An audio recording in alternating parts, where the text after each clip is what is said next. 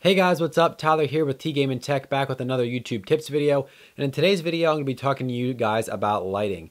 And lighting is very important in video because good lighting can make a bad camera look really good, but bad lighting can actually make a good camera look really, really bad. I've seen it go both ways. And so in this video, I'm going to be talking to you guys about the lights I started with, the lights I use now, and then some tips and tricks and techniques for setting up your lights. So when I first started YouTube, I actually used my ceiling light, which wasn't a very good light source, and I didn't have any external lights. And so I'd say stay away from ceiling lights. But if you can manage to use the sunlight as a natural light source when it's coming through the windows to do your videos, that's great as well. Free light, and it works very well for video.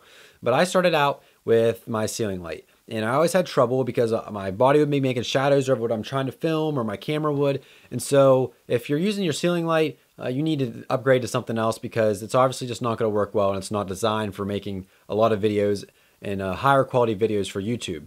And so my first external lights that I actually used were desk lamps. And this is actually one of them right here. I used this desk lamp right here with this little bulb. I don't even know what wattage the bulb is, but it wasn't anything fancy. I used a piece of paper over it actually.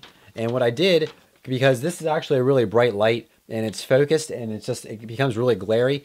But what I did was I just cut a piece of paper over it and taped it over, and it was basically a softbox. It's what I used. I used two of those lights to light up whatever I was filming. Now you have to be careful because you don't want this touching the light, the paper, or else you're gonna something's gonna catch on fire and burn up, and you don't need that. So you do have to be careful. I'm not responsible for anybody who burns anything down trying to make a hot box, a soft box. But I used desk lamps for my first lights, and they worked pretty well. And so for a while, I used those, and then I decided I wanted to upgrade. And so I upgraded to the light kit that I'm using right now. And it's the Julius Studios light kit, and I actually did a review on it, and they cost around $100, $110 on eBay. I'm not exactly sure. I think it's $110.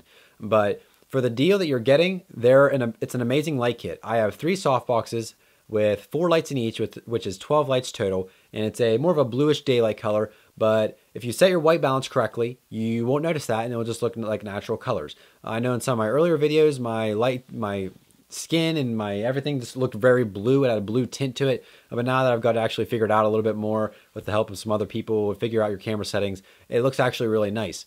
And they light up a lot of area. And so I have them set up right now. I have one right here that's kind of facing back, lighting up the back. And I have one right here that's kind of facing me. And then I have one here that's facing the side of me and kind of the back. And it's kind of 3-point lighting. They call this 3-point lighting in the video industry. And this isn't exact 3-point lighting because I'm using this as my backlight. And usually that's further back here off camera, but it's lighting up the back. And so I have that trying to light up the back. That way it gives me more depth and it gives the background a little more definition. I have this camera, this light right above this camera, and that's the key light because it's focusing mainly on me. It's the key light in the setup. And then I have a light over here, which is the fill light, which fills in the shadows that this key light creates because this key light's a little bit higher than me. So there'll be shadows right under my eyes and right here. And I have this light coming to the side to help fill in some of those shadows. And it also helps fill in some of the back too. And so you don't have to use 3-point lighting if you have a light kit or a light setup. For my videos of my phone or the Nexus 7 or any other product that's on the table, I usually just use 2 lights, one on each side facing the table. And so that's kind of, I guess, 2-point lighting if you want to call it that. But there's really no definite set of rules. 3-point lighting is just a suggestion, and it's kind of a standard that people use, but you don't have to use it. Whatever works best for you is really what you should use. If using one light works fine for you and you don't really have hard shadows and your background lights up good enough, go ahead and use one light. I suggest at least 2. That way you have some nice lighting. I could get away with 2 lights right here, but I decided to use 3 with a fill light just to take away some of the shadows on my face. But a lot of times you can get away with just 2 lights. And that's what I actually used for a long time. These desk lamps, I used 2 of them, like I said. And they worked well for the table stuff, but whenever I would do a video like this, it wouldn't light me up as well. And so that's why I wanted to step up and get a better set of lights. And so I went from the ceiling light to desk lamps to an actual light kit.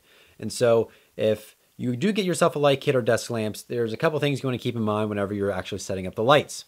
If you have a light kit like I do, you don't want to have the lights right at eye level because you're going to be blind. If I had this light right behind the camera, I'd be like looking at the camera like this the whole time, and it just would be ridiculous. So I have it a little bit higher than the light shining down on me, and then I have this one over here to help fill in those shadows that would come because of shooting the light down.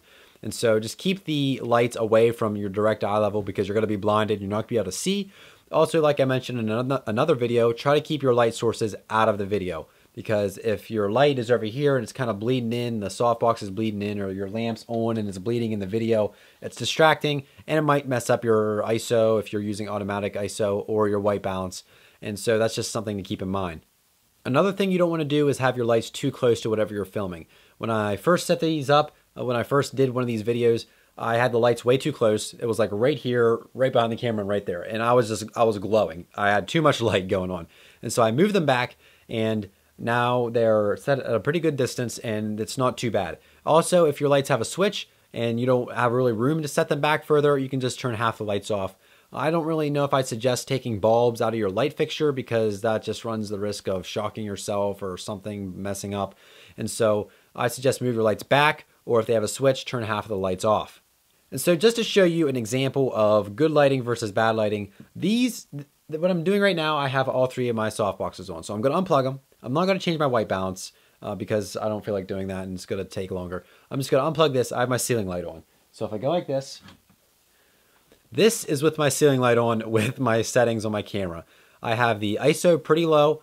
Let me just turn the ISO up a little bit so you might be able to see a little bit better. So this is with the ISO at 6400, which is the highest my camera goes. I didn't change my exposure or anything. And so as you can see, this is just bad. I'm orange, I'm yellow, and that's the color of the light because I didn't change the white balance. And they're just, the shadows are everywhere. There's a huge shadow right here because the light is just, it's up there. And it's just overall not a good scenario if you're trying to shoot yourself or shoot anything. Ceiling light's just not going to cut it. So hopefully by this video you can tell how important lighting really is. Lighting is like the biggest thing whenever you're making video, because like I said at the beginning, if you have good lighting, you can make a bad camera look really good, but if you have bad lighting, your good camera's gonna look really bad. I use a T3i, and when I was unplugged there, it looked really bad. Whenever you have, if I got my Toshiba, which I don't have right now, my mom actually has it in Alabama, but if I had that and I had these lights on, the quality would look 10 times better than what I did before when I did not have these lights with my Toshiba. And so lighting really makes all the difference on your videos. If you have great lighting, you're going to have great video, and that's just something you need to keep in mind. And so hopefully you guys learned something from this video. Hopefully you enjoyed it. If you did enjoy it, leave it a like. Also comment down below. If you have any other questions about lighting, I'd be happy to answer them. Also, don't forget to check me out on all my social links. You can follow me on Twitter, Facebook, and Google+. And don't forget to subscribe to this channel for more tech and game related videos. And so I thank you guys for watching this video, and I'll see you guys in the next one.